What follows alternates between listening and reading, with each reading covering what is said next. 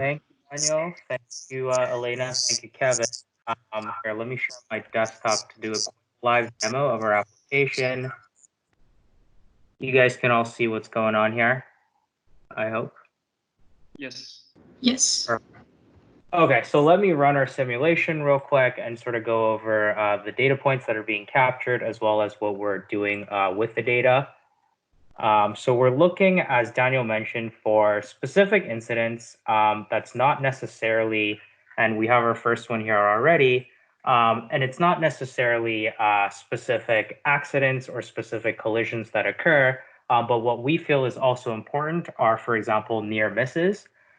These are incidents for which we don't necessarily need to inform first responders, but from which we can gather still important data and important information to inform future policies, to make the application better, as well as to create the city or to make the city safer. So that's maybe one point that we'll see in our blockchain that I'll show in a bit. Let me continue the simulation here. Hopefully something else occurs. Sharing this.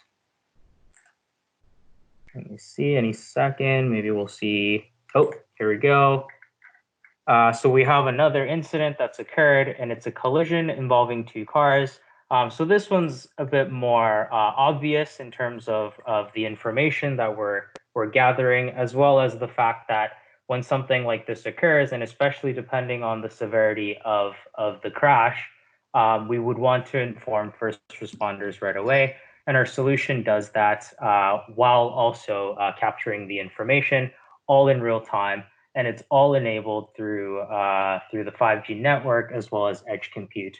I think it's important to note here that this is data for just one LiDAR device, as well as for a very small subsection of the information that can be gathered, as well as only for a few frames that we're running the simulation for.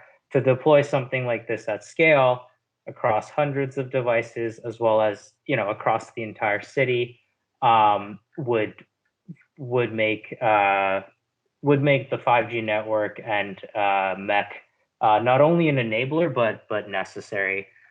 So let me just quickly open up the blockchain application we have to make sure that it's being recorded. So I'm going to run this script. Oh, I hate when that happens. Go back.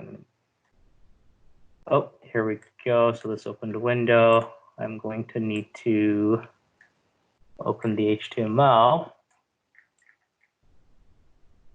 Here we go. So this is the web app that Daniel showed earlier in his portion as well. That will show hopefully in a table if it runs. It's a good thing we've extended the presentation to 10 minutes because I don't think this would have been doable in the 5. But hopefully this works. Let me just make sure. Oh, here we go. So yeah, it does tend to take a bit of time to actually render the information from the network, but we can see here, hopefully, any second, we'll see that it's pulling information. Oh, there we go. It's pulling information from the blockchain that we recorded. So each event represents each vehicle or pedestrian that was involved in the near miss or crash. So hopefully, if we wait a second, it'll also. Oh, maybe I need to refresh. This will show in our table here. So yeah, another advantage of having 5G and edge compute is the fact that blockchain really is very slow in these instances. So not only will the network be advantageous for immediate responses and immediate compute, it will also be good for these types of blockchain transactions. So yeah, we have some of the data that's being passed from our previous incidents. Yeah, so that I think that about 1 minute. 1 minute, please. Oh, Thank you. Yes, that about concludes my portion of the demo. I'm going to now pass it over to Elena to conclude our presentation. Thank you, Eric, for the very nice live demo of our project. So to sum up, by employing first response, we are one step ahead in converting Kelowna in a smart city, which uses the latest technological advances to protect its citizens. Thank you, everyone, for attending our presentation. Thank you. Wonderful. Thank you. Thank you. Judges, you have 5 minutes.